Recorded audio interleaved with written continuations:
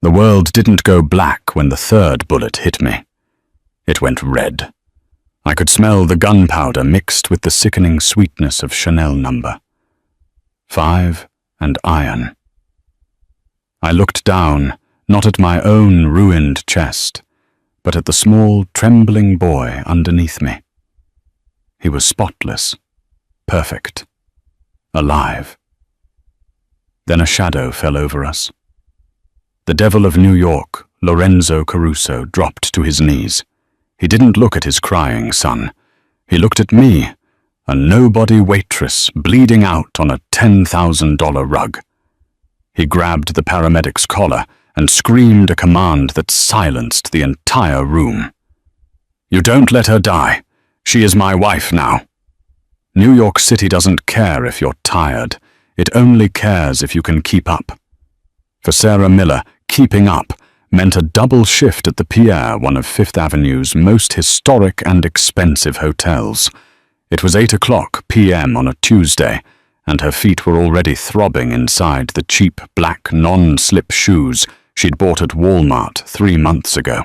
The grand ballroom was suffocatingly hot, smelling of roasted duck, heavy lilies, and old money. This was the gala for the future, a charity event where Manhattan's elite pretended to care about the poor while wearing watches that cost more than Sarah's entire life earnings. "Table 4 needs more champagne. Move." Miller, the floor manager, a sweaty man named Mr. Henderson, hissed into her earpiece. "On it," Sarah whispered, adjusting the heavy tray on her shoulder. She was 24, but she felt 50. Her blonde hair was pulled back so tight it gave her a headache, a requirement of the uniform. She moved through the crowd like a ghost. That was the job, be invisible. Fill the glass, take the plate, disappear. If a guest noticed you, you were doing it wrong. She navigated past a group of women discussing their summers in the Hamptons. "So I told the contractor, if the marble isn't Carrara, tear it out." One woman in a red Valentino gown laughed. Sarah tightened her grip on the tray. Her own apartment in Queens had a leaking ceiling and a heater that only worked when it felt like it. She was 2 weeks late on rent, and her younger brother Toby needed new insulin. The American healthcare system was a shark, and Sarah was treading water. "Excuse me," a deep, gravelly voice murmured. Sarah froze. The crowd parted like the Red Sea. Walking through the entrance wasn't just a man. It was an atmosphere shift. The temperature in the room seemed to drop 10 degrees. He was tall, wearing a bespoke midnight blue tuxedo that fit him like a second skin. His face was sharp angles and shadows with eyes the color of cold espresso. Lorenzo Enzo Caruso. Even Sarah, who tried to ignore the gossip columns, knew who he was. The papers called him a logistics tycoon. The streets called him the capo dei capi of the East Coast. He didn't walk, he stalked, and clinging to his hand was a small boy. The boy Leo looked about 6. He was a miniature replica of his father dressed in a tiny tuxedo, but his eyes were wide and terrified. He clutched a small battered toy robot in his free hand, looking overwhelming by the flashing cameras and the sea of strangers. "No photos," Enzo said. He didn't shout, but the command was absolute.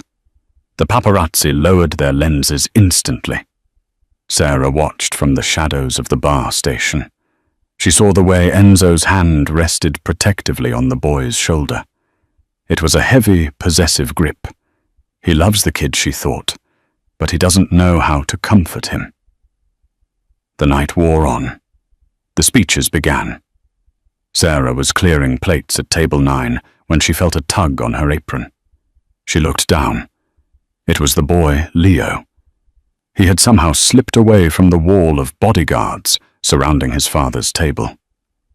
"I dropped Optimus," he whispered, his lip trembling. Sarah glanced around. The bodyguards were scanning the perimeter, distracted by a waiter dropping a tray near the kitchen. They hadn't noticed the little prince had wandered off. She looked at the floor. Under the heavy velvet tablecloth, the toy robot lay on its side. Sarah crouched down, ignoring the protest of her knees. She picked up the toy and wiped a speck of dust off it. "Here you go, buddy." She smiled, her voice soft. It was the first real smile she'd shown all night. "Optimus Prime is tough. He can handle a fall." Leo's eyes lit up. He took the toy. "My dad says I have to be tough too." Sarah's heart pinched. You can be tough and still need help sometimes. Even Optimus needs the Autobots. Leo stared at her, mesmerized. People usually spoke to him like he was a fragile vase or a future king. Sarah spoke to him like he was a 6-year-old boy. "Leo." The bark came from behind them. Enzo Caruso was standing there.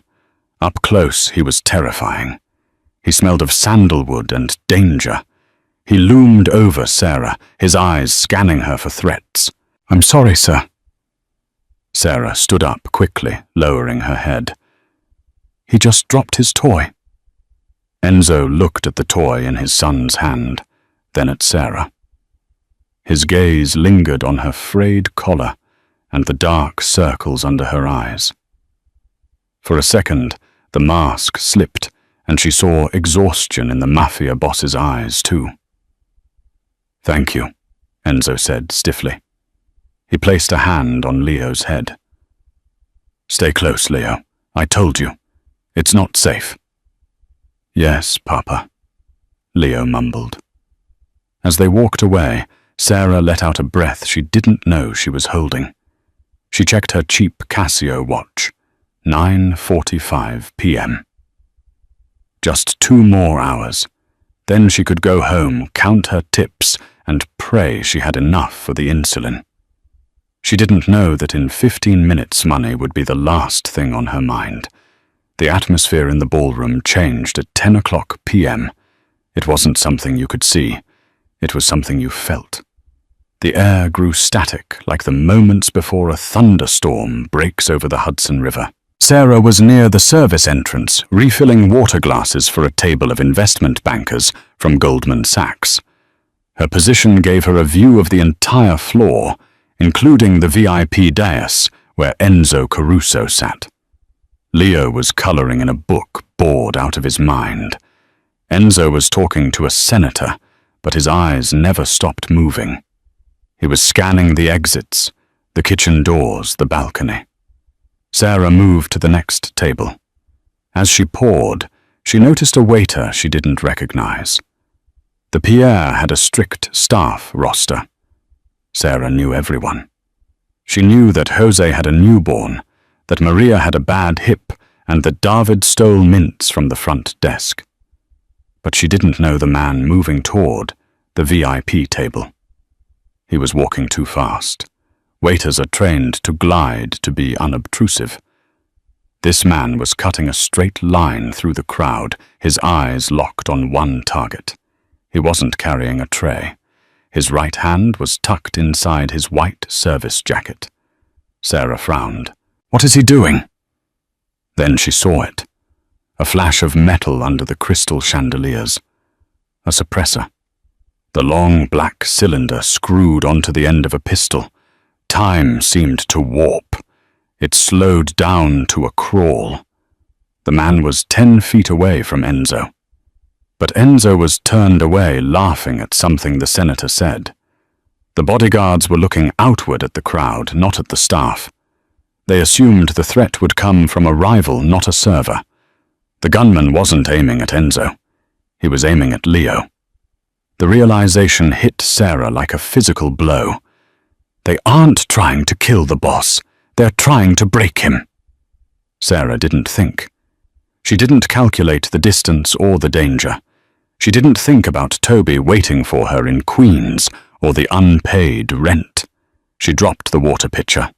It shattered a loud crash that should have alerted everyone, but the noise was swallowed by the orchestra playing a swell of Beethoven. She ran. She wasn't wearing running shoes. She was wearing slippery, cheap plastic soles. She kicked them off as she sprinted her socks, sliding on the polished parquet floor. "No!" she screamed. The scream tore through the music. Enzo turned. The gunman raised the weapon. Sarah threw herself. She didn't tackle the gunman. She was too far away. She did the only thing she could. She dove in front of the small boy, sitting in the high-backed velvet chair. Foot! The first bullet hit her in the left shoulder. It felt like being punched by a sledgehammer. The force spun her around. Foot! The second bullet tore through her stomach. This one burned. A hot, searing fire that made her gasp. She collapsed over Leo, covering his small body with hers, her arms wrapping around his head to shield his eyes. Foot. The third bullet embedded itself in her lower back, just inches from her spine. The silence that followed lasted only a heartbeat, but it felt like an eternity. Sarah lay slumped over the boy, her white uniform turning crimson. She could feel Leo shaking underneath her, his small hands clutching her apron. "Stay down," she wheezed, blood bubbling past her lips. "Don't look." Then chaos erupted. "Man down, secure the package." Gunfire returned from everywhere. Enzo's security team decimated the assassin in seconds. The fake waiter dropped riddled with holes before his body even hit the floor. Screams filled the ballroom. Billionaires scrambled under tables, overturning thousands of dollars of wine and food. But Enzo Caruso didn't move for cover. He vaulted over the table, ignoring the senator who was cowering on the floor. He landed next to the pile of white and red fabric that was Sarah. He pulled her off his son, his hands shaking, not with fear, but with a rage so profound it looked like madness. "Leo!" Enzo barked. "Leo, are you hit?" The boy was covered in blood, but he shook his head, sobbing. "It's not mine, Papa. It's hers. She saved me." Enzo looked at Sarah. She was pale, her skin turning the color of ash. Her breath was coming in short, wet rattles. Her eyes were unfocused, staring up at the grand chandelier. "Why?" Enzo whispered, his voice cracking. "Who are you?" "Sarah," she whispered, her voice barely audible over the sirens approaching in the distance. "My brother. Toby. Insulin." Her eyes rolled back. "No. No," Enzo roared. He placed his hands over the wound in her stomach, pressing down hard. The blood oozed between his fingers, staining his diamond cufflinks and his bespoke suit. This was the blood of a peasant mixing with the hands of a king. Paramedics burst through the double doors, flanked by NYPD officers. They rushed toward the scene, but Enzo's bodyguards blocked them, guns drawn. "Let them through," Enzo commanded. The medics fell to their knees beside Sarah. One of them, a seasoned EMT named Collins, checked her pulse and shook his head grimly. "She's lost too much blood. BP is crashing. We need to transport, but..." He looked at the severity of the wounds. "She's a Jane Doe, likely no insurance. We'll take her to county." "County," Enzo snarled. County hospital was where people went to die in hallways. "She took a bullet for my son. So protocol dictates protocol." Enzo stood up. He looked like a demon rising from hell. He was covered in her blood. He looked around the room. The press was there. The rival families were there watching. The world was watching. He needed to save her life. But more than that, He needed to ensure that whoever sent that assassin knew that she was under his protection. If she survived this, the assassin would come back to finish the job. Unless she was untouchable. Enzo looked down at Sarah's fading face. He made a decision that would shatter the truce of the 5 families. "She doesn't go to county," Enzo announced, his voice booming through the silent ballroom. "Take her to New York Presbyterian. Call Dr. Rossi. Tell him to prep the OR. So Dr. Rossi is a private surgeon. He won't operate on a waitress without authorization and upfront payment," the medic stammered.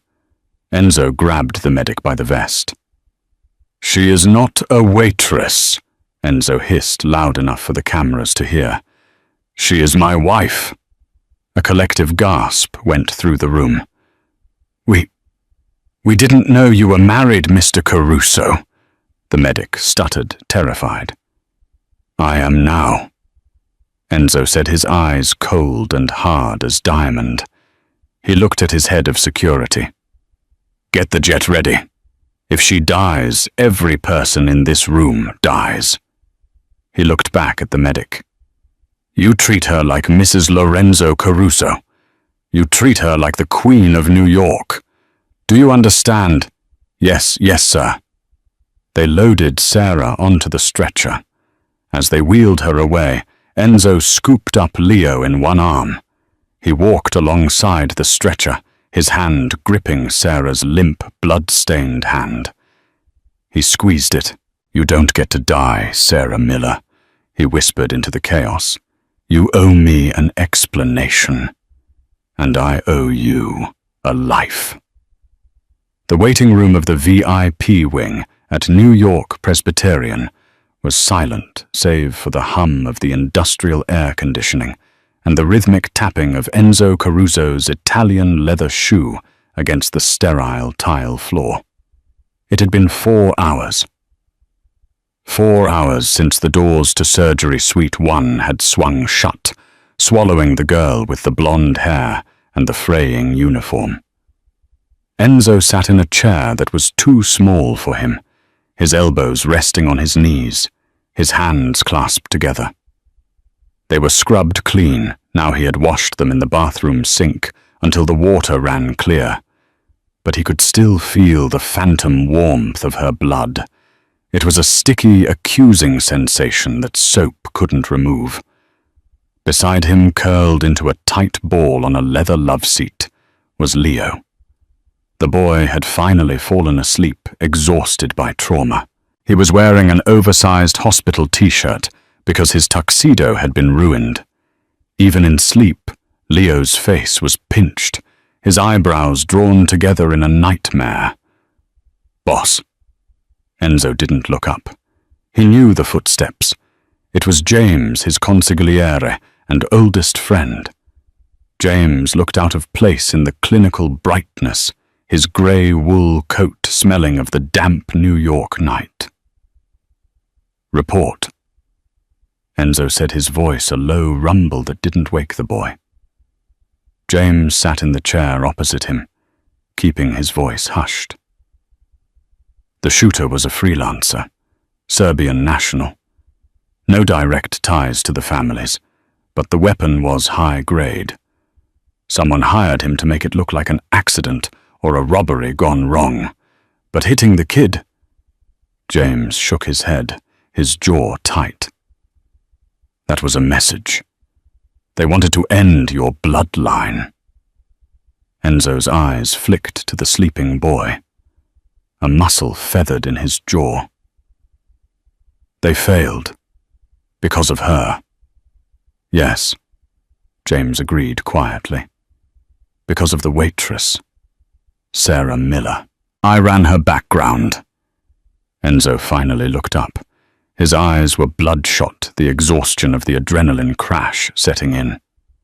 Tell me. It's bleak, Enzo. Parents died in a car wreck 4 years ago. She dropped out of community college to take care of her brother Tobias. He's 19, type 1 diabetic, brittle. He's been in and out of the ICU, because they can't afford the good insulin or the continuous monitors. She works 60 hours a week at the Pierre and another 20 at a diner in Queens just to keep the lights on. Enzo stared at the wall. He thought of the moment in the ballroom. My brother. Toby. Insulin. Her last thoughts hadn't been fear of death. They had been fear of failing her brother. She's alone, Enzo murmured. No one to miss her if she dies on that table. No one to protect her if she survives. That brings us to the other problem, James said, leaning in. The press.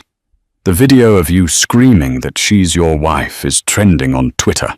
It's on CNN. The 5 families are calling. The commission is confused. If they find out you lied to get her into surgery. If they find out she's just a civilian witness, she's a loose end. Enzo finished the thought. If she's a civilian, the people who hired the shooter will finish the job. They can't leave a witness who saw the shooter's face up close. They'll kill her in her hospital bed. Exactly. Unless she really is my wife, Enzo said. The air in the room seemed to get heavier. Enzo, you can't be serious. You can't marry a stranger to clean up a PR mess. Enzo looked at the double doors of the surgery suite. He remembered the weight of her body as she threw herself over his son. He remembered the ferocity in her eyes when she told Leo he didn't have to be tough. She took 3 bullets for a boy she didn't know, James. My own captains wouldn't have moved that fast. Enzo stood up, walking to the window that overlooked the East River. I owe her a life debt. In our world, a life debt is binding. The doors to the surgery suite opened with a hydraulic hiss. Enzo turned instantly. Dr. Rossi, the chief of trauma surgery, stepped out.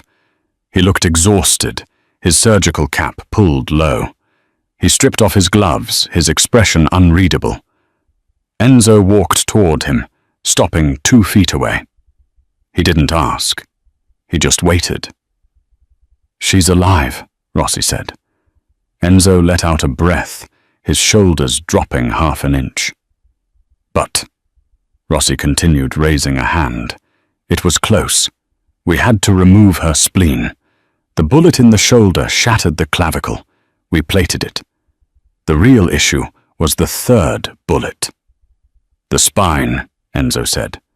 It missed the spinal cord by 2 millimeters, Rossi said, shaking his head in disbelief. If she had moved an inch to the left, she'd be a quadriplegic. As it stands, there is significant nerve trauma. She will have mobility issues for a while.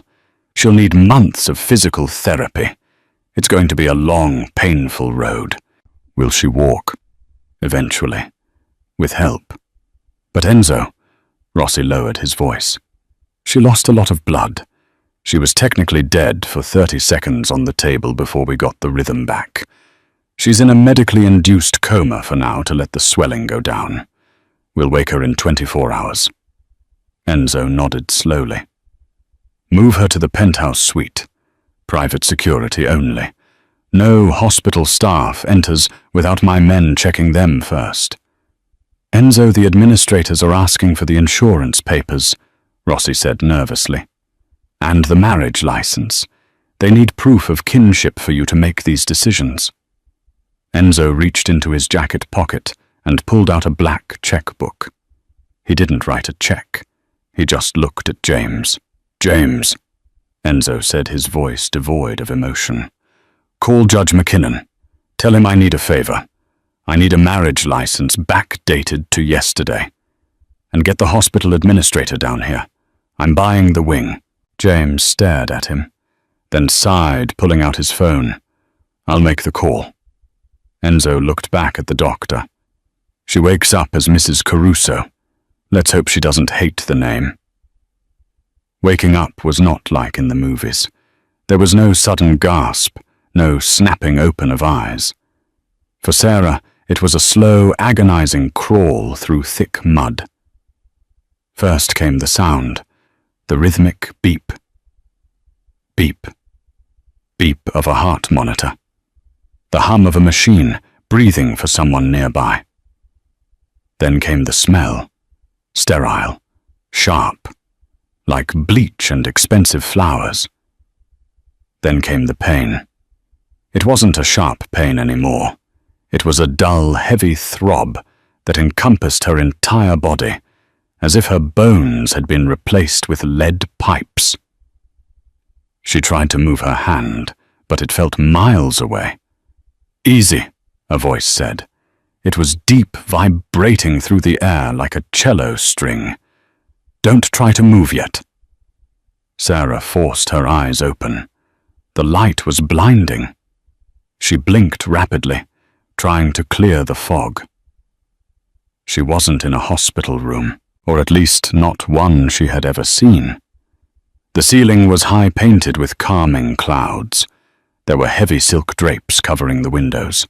A crystal vase filled with white roses sat on a mahogany bedside table. She turned her head, the movement sending a spike of fire down her neck. Sitting in a wingback chair next to the bed was the man from the ballroom, Enzo Caruso. He wasn't wearing the tuxedo anymore. He was wearing a black button-down shirt, the sleeves rolled up to reveal forearms covered in dark ink tattoos of thorns and geometric lines. He looked tired. There was stubble on his jaw and a coffee cup in his hand. Memory crashed into Sarah like a tidal wave. The gala, the boy, the gun, the burning. "Leo," she croaked. Her voice was like sandpaper. "The boy." Enzo's eyes softened just a fraction. He leaned forward, placing the coffee cup down. "Leo is fine. He's at home, safe. He hasn't stopped asking about you." Sarah closed her eyes, relief washing over her. "Good. Good." Then the panic set in. Where am I? I have work." "Toby." She tried to sit up. "Stop," Enzo commanded. He didn't shout, but the authority in his voice froze her. He stood up and gently placed a hand on her uninjured shoulder. "You have been shot 3 times, Sarah. You were in surgery for 9 hours. You are not going to work." "My brother," she gasped, tears forming in her eyes due to the pain and fear. "He needs his shots. He doesn't know where I am. The rent—" "Your rent is paid," Enzo said flatly. "Your lease is broken. Your apartment is packed." Sarah stared at him, the drugs making it hard to process his words. "What? And Tobias?" Enzo continued watching her carefully, is currently in a private room at the Sinai Center for Endocrinology. He has a new continuous glucose monitor, a dedicated nurse and a treatment plan paid for the next 5 years. The room went silent. The only sound was the beep, beep of the machine picking up speed as Sarah's heart rate climbed. "Who gave you the right?" she whispered, fear creeping in. This wasn't charity. Men like Enzo Caruso didn't do charity. "Why would you do that?" Enzo sat on the edge of the bed. He was too close. He smelled of danger and power. "Because," he said, locking eyes with her, "you are my wife." Sarah laughed. It was a weak, hysterical sound that turned into a cough. I'm hallucinating. The drugs." "No hallucination," Enzo said. He reached into his pocket and pulled out a piece of paper. He unfolded it and held it up. It was a marriage certificate. Lorenzo Giovanni Caruso and Sra Elizabeth Miller, dated 2 days ago. "I don't understand," Sarah whispered, her mind reeling. "I never signed this." "I signed it for you," Enzo said calmly. "It's legal. the judge owed me. Why? She demanded, finding a spark of anger in the exhaustion. Why are you doing this to me? I saved your son. Is this how you thank me? By kidnapping me? Enzo's face hardened. He stood up and walked to the window, pulling back the heavy drape. The lights of Manhattan glittered below. The man who shot you was a Serbian mercenary, Enzo said, his back to her. He failed his mission.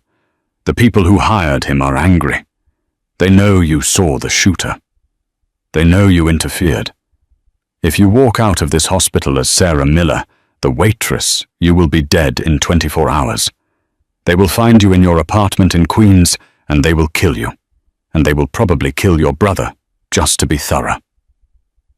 Sarah felt the blood drain from her face. The machine beeped faster. Enzo turned around. But they won't touch Mrs. Caruso. In my world, wives are off limits. It is the oldest rule. If I claim you, you are under my protection. The entire underworld knows you are mine now. To touch you is to declare war on the 5 families. He walked back to the bed, looming over her. I didn't do this to trap you, Sarah. I did it to keep you alive. You saved my son. Now I am saving you. Sarah looked at the certificate, then at the man. He was terrifying, yes. But he had also secured 5 years of medical care for Toby, something she had prayed for every night for 4 years. So what happens now? She asked, her voice trembling. I just... Pretend. There is no pretending, Enzo said. You will live in my house. You will wear my ring. You will be a mother figure to Leo, who is currently too traumatized to speak to anyone but me. And in return, you and your brother will never want for anything again. He reached into his pocket again. This time he pulled out a ring. It wasn't a delicate band. It was a massive, vintage emerald-cut diamond surrounded by smaller diamonds. It looked heavy. It looked like a shackle. Give me your hand, he said. Sarah hesitated. She looked at the door. It was closed. She looked at her legs hidden under the sheets, numb and useless. She thought of Toby, safe in a private clinic. She slowly lifted her right hand. Enzo slid the ring onto her finger. It fit perfectly. Welcome to the family, Sarah, he whispered. Just then the door creaked open. A small head peered around the frame. Papa! It was Leo. He was holding the toy robot. Enzo turned, his face instantly softening. Come in, Leo. She's awake. Leo walked hesitantly toward the bed. He looked at Sarah, his eyes wide and fearful. He saw the tubes, the pale skin. Did I break her? Leo asked, his voice wobbling. Sarah's heart broke. Despite the pain, despite the forced marriage, despite the fear of the Mafia Don standing over her, she smiled. No, sweetie, she whispered, reaching out her hand, the one with the heavy ring. I'm not broken. Just under repair. Like Optimus. Leo rushed forward and buried his face in the side of the mattress, careful not to touch her wounds. Sarah rested her hand on his soft hair. Enzo watched them. The waitress and the heir. He knew he had made a deal with the devil to keep her safe. But looking at them now, he realized the danger wasn't just from the assassins outside. The danger was that for the first time in 10 years since his first wife died, the ice around his heart was starting to crack.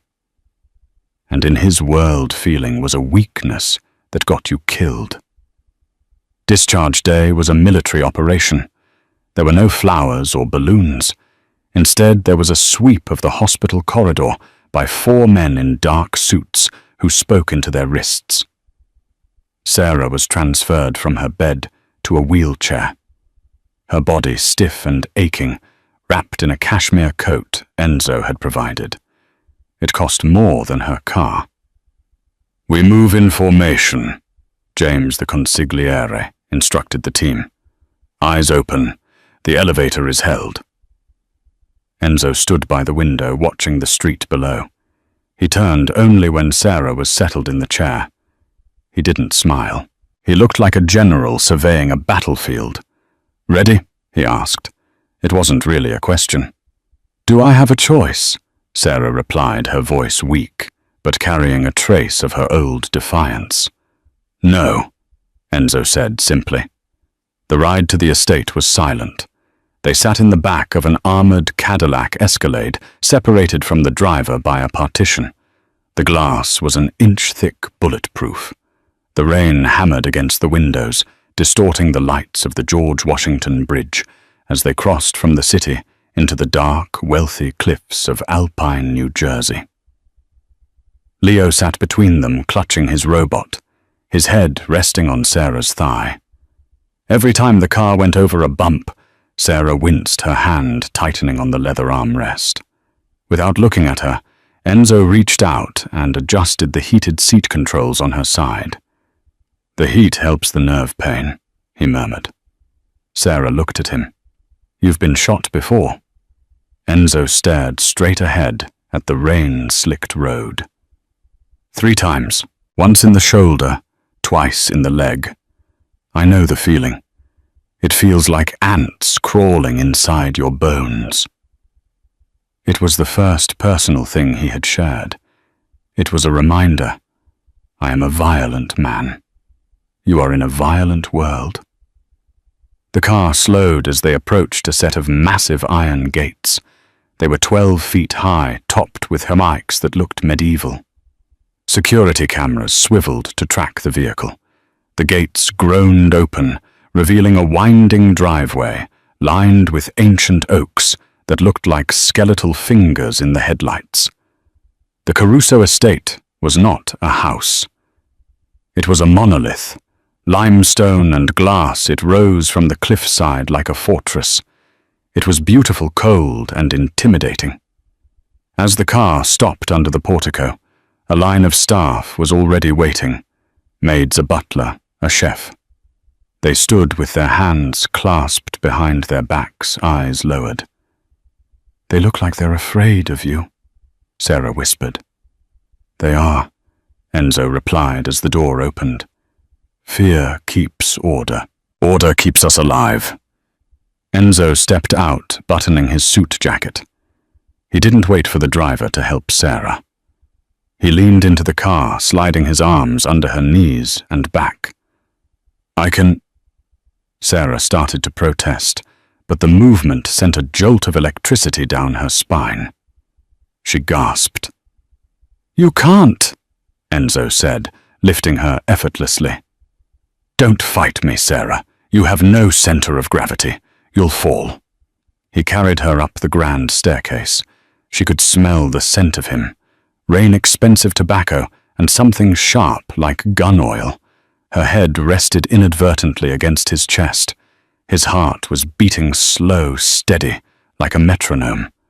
Inside the house was silent as a tomb. The floors were black marble, reflecting the crystal chandeliers above. It was devoid of clutter. No family photos, no stray shoes. It was a showroom, not a home. "Leo, go with Martha. She has your dinner," Enzo commanded. "But I want to stay with Sarah," Leo protested. "Sarah needs rest. Go." Leo slumped but obeyed, following an elderly housekeeper. Enzo carried Sarah to the second floor, down a long gallery hall, and kicked open a set of double doors. The room was vast. A fireplace crackled on one wall. A king-sized bed with a canopy dominated the center.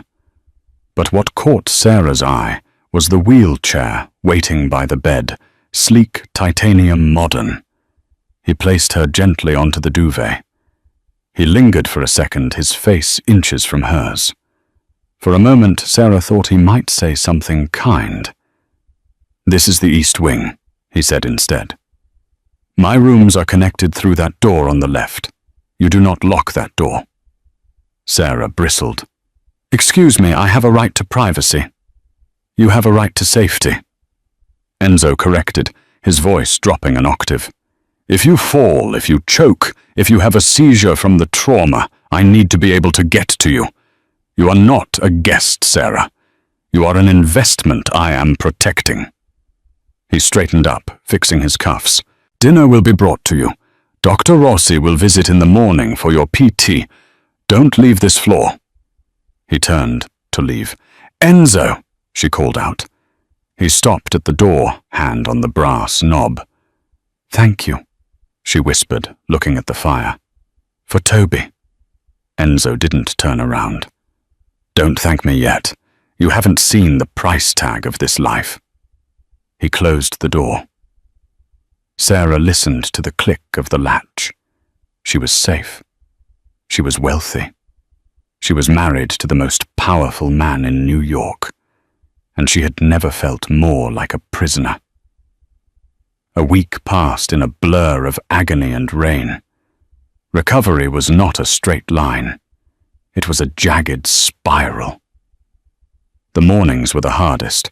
The nerves in Sarah's lower back would scream as soon as she tried to shift weight. Her days were regimented. At 8 a.m., a maid brought a tray of fruit and oatmeal she was too nauseous to eat. At 9 a.m., Doctor Rossi arrived with a physical therapist named Helga, a woman with hands like steel grips who showed no mercy. Push Mrs. Caruso, Helga would bark as Sarah gripped the parallel bars set up in her room, sweat dripping down her face. If you don't use the muscles, they atrophy. Do you want to be in the chair forever? I'm trying. Sarah gritted out her legs, shaking violently.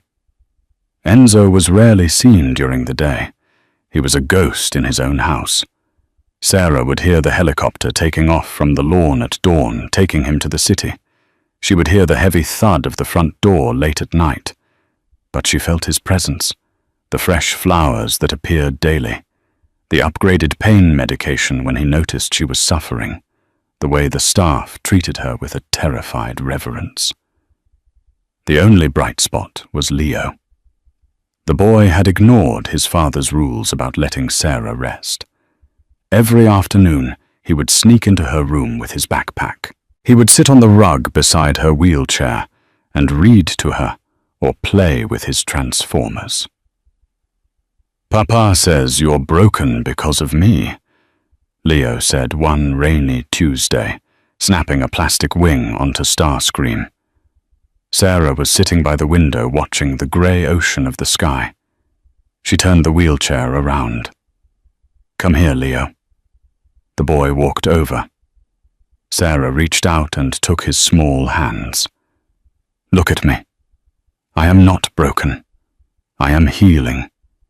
And it wasn't because of you. It was because of a bad man. You didn't pull the trigger. Papa says it's his fault too, that he wasn't careful. Your papa. Sarah sighed, realizing the weight the man carried. Thinks he controls the sun and the moon, but he can't control everything. That night, the house was particularly quiet. The storm had knocked out the power grid in the town, and the estate was running on backup generators. The lights flickered and hummed. Sarah couldn't sleep. The pain in her back was a dull roar. She maneuvered herself from the bed to the wheelchair, intending to go to the ensuite bathroom for a glass of water. Then she heard it. A scream, high-pitched and terrified. Leo. It was coming from down the hall. Sarah didn't think. She wheeled herself to the door. She pushed it open and rolled into the dark corridor. Leo, she called out. Another scream. No, no, don't. Sarah spun the wheels, ignoring the pain in her shoulders. She reached the door to Leo's room. It was ajar. Inside, the boy was thrashing in his bed, tangled in the sheets. He was caught in a night terror. Sarah rolled to the bedside. "Leo, wake up. It's okay." She reached out to shake his shoulder. Suddenly a shadow loomed in the doorway. A gun clicked. "Step away from him." Sarah froze. She looked up. Enzo was standing there, a beretta leveled at her chest. He was shirtless, wearing only silk pajama pants. His body was a map of scars, knife wounds, bullet holes, burns. He looked wild, his eyes adjusting to the darkness. "Enzo, it's me," Sarah whispered, holding up her hands. "He's having a nightmare." Enzo lowered the gun instantly, letting out a sharp curse. He engaged the safety and tossed it onto a chair. He rushed to the bed, but he didn't know what to do. He stood over the thrashing boy, his hands hovering. "Leo," Enzo commanded, his voice harsh. "Soldier report. Wake up." "Stop it," Sarah hissed. "He's not a soldier. He's 6. She pulled herself out of the wheelchair. It was a stupid move. Her legs weren't ready. They buckled immediately. "Sarah," Enzo lunged, catching her inches from the floor. His arm wrapped around her waist, pulling her flush against his bare chest. She grabbed his shoulders for stability. His skin was burning hot. For a moment they were frozen there, her broken body supported entirely by his strength, his face inches from hers in the dim light. She could feel the hard lines of his abs, the scar tissue on his ribs. She looked up into his eyes. They weren't cold anymore. They were wide, frantic, and human. "I've got you," he whispered. His voice was rough. "Help him," Sarah whispered back, nodding at the bed. "Put me on the bed with him." Enzo hesitated, then lifted her and placed her gently on the edge of Leo's mattress. Sarah immediately pulled the crying boy into her arms. "Shh, Leo. I'm here. Optimus is here. The bad guys are gone." She rocked him. She hummed a lullaby she used to sing to Toby, an old Beatles song, Blackbird. Enzo stood in the shadows watching. He watched this woman who was in agony comfort his son better than he ever could. He watched the way Leo's breathing slowed, how he unclenched his fists and buried his face in her neck. Enzo felt a tightening in his chest that had nothing to do with the war he was fighting. It was shame, and it was gratitude. After 20 minutes, Leo was asleep. Sarah was exhausted, her head drooping. Enzo walked forward. He didn't say a word. He picked Sarah up from the bed, carrying her bridal style. "I can take the chair," she murmured sleepily against his shoulder. "No," Enzo said. He carried her back to her room. He laid her down. But he didn't leave immediately. He sat in the chair beside her bed. "The night his mother died," Enzo said into the darkness, his voice sounding like gravel being crushed. "She was in the car with me. They rigged the ignition. I got out. She didn't." Sarah turned her head on the pillow, looking at his silhouette. "That's why you're so hard on him," she realized. "You think if you make him tough, he won't break like she did." "I think if I make him tough, he won't need me," Enzo corrected. "Because one day, my luck will run out, and he will be alone." "He's not alone anymore," Sarah said softly. Enzo looked at her. The moonlight caught the ring on her finger, the ring that had belonged to his grandmother. "No," Enzo said, standing up. "He isn't." He walked to the door. "Get some sleep, Sarah. Tomorrow the tailor is coming. The gala for the mayor is in 3 days." "I can't go to a gala. I can't walk," she protested. Enzo paused at the door. "You are Mrs. Caruso," You don't need to walk. You just need to sit on the throne I built for you and let them see that we are not afraid." He opened the door, and Sarah, "Yes, the next time you hear a noise in the night, don't come out. I almost shot you." "I know," she said. "Good." He closed the door. But outside in the hallway, Enzo Caruso leaned his forehead against the wood and took the first shaky breath he had taken in years.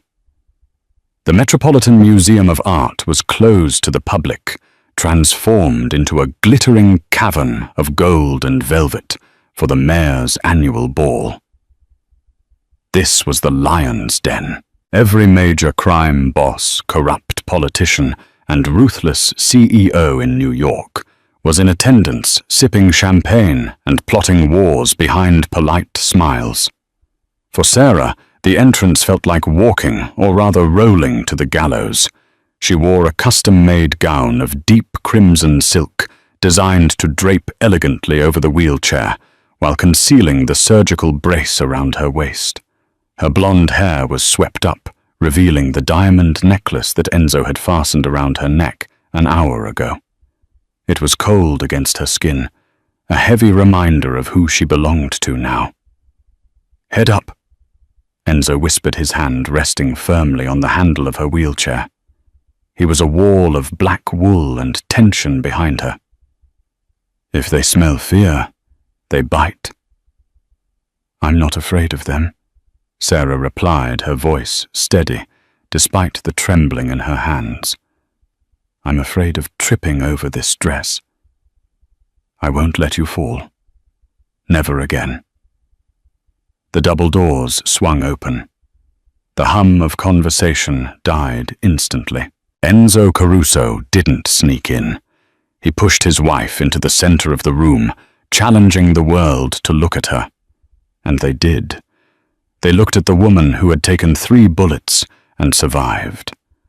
They looked at the waitress who had become a queen. Sarah felt the weight of hundreds of eyes.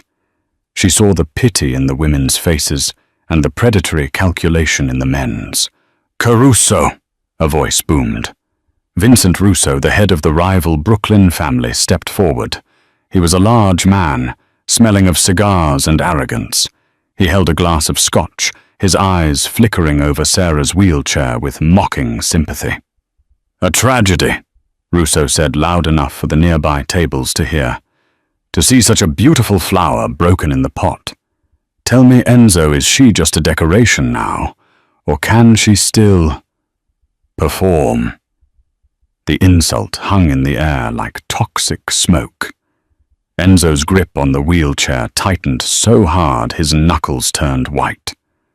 He stepped forward, his eyes darkening into murder. "Careful, Vincent." Enzo growled. "No, Enzo," Sarah said. Her voice was soft, but it cut through the tension like a razor blade. She unlocked the brakes of her wheelchair. Gripping the armrests, she gritted her teeth against the searing pain in her spine. Using every ounce of strength she had built during those agonizing therapy sessions with Helga, she pushed herself up. The room gasped. Sarah stood.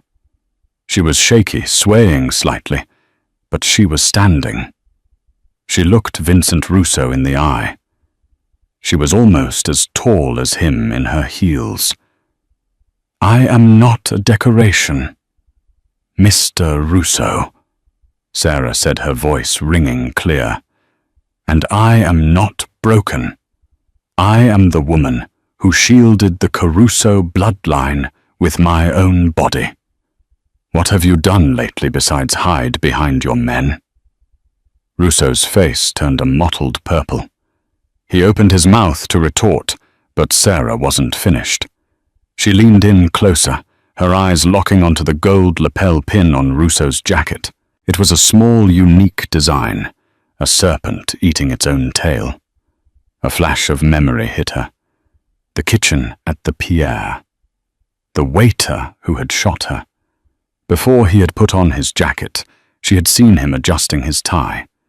He had worn a tie clip with that exact same symbol. The serpent. Enzo, Sarah said, her eyes never leaving Russo's. The man who shot me. He wasn't a freelancer. He was wearing Vincent's crest. The silence that followed was absolute. Enzo looked at the pin. Then he looked at Russo. The realization was instant. The war wasn't coming. It was already here. You broke the truce, Enzo said, his voice terrifyingly calm. You targeted a child, and you shot my wife. She's a waitress, Russo sputtered, stepping back, realizing he had been exposed by the one person he thought was helpless. She is a Caruso, Enzo declared. He didn't draw a weapon. He didn't have to. He simply nodded to the shadows of the room. Dozens of men security waiters, even the band members, stepped forward. Enzo's network was everywhere. Leave, Enzo whispered to Russo. Go home and say goodbye to your family. You have until sunrise. Russo fled, his entourage scrambling behind him. The room erupted into whispers, but the balance of power had shifted. The King of New York hadn't just won. His queen had won it for him. Later that night, back at the estate, the adrenaline finally faded. Sarah sat on the edge of the bed, the red dress pooled around her on the floor. She was exhausted, her back throbbing, but she felt a strange, vibrating energy. Enzo walked in. He locked the door, the one connecting their rooms. He walked over to her, kneeling on the rug so he was looking up at her. He took her hands. They were trembling. You stood up, he said, awe in his voice. I had to, Sarah whispered. He was disrespecting us. Us. Enzo looked at the ring on her finger. Then he looked at her face, stripping away the layers of the Mafia Don, leaving only the man. We had a deal, Enzo said hoarsely. A marriage for protection. A fake life. I know, Sarah said, tears pricking her eyes. Is the deal over? Am I safe now? You are safe, Enzo said. He reached up his thumb, grazing her cheekbone. But the deal is void. Why? Because I don't want a fake life anymore, Enzo whispered. I don't want to pretend. You took a bullet for my son Sarah. But tonight you saved me. He leaned in his forehead, resting against hers. I love you, he breathed. Real, terrifying love. Sarah closed her eyes, letting the tears fall. She thought of the lonely apartment in Queens, the struggle, the invisibility. Then she thought of Leo sleeping down the hall and this dangerous, broken man kneeling before her. I think, she whispered, leaning into his touch, that I love you too. Enzo kissed her then, gentle, desperate, and full of promises. Outside, the rain began to fall on the fortress, but inside, for the first time in a long time, it was warm. The waitress was gone. The queen had taken her throne. And that is the story of how Sarah Miller went from invisible to invincible. It wasn't the bullets that defined her, or the diamonds, or the title. It was the choice she made in a split second to protect an innocent child. In a world full of monsters, she proved that the strongest heart isn't the one that pulls the trigger, but the one that stops the bullet. She didn't just marry the boss. She became the partner he never knew he needed. Wow, what a journey. From the ballroom floor to the top of the underworld. I have to ask you guys a question.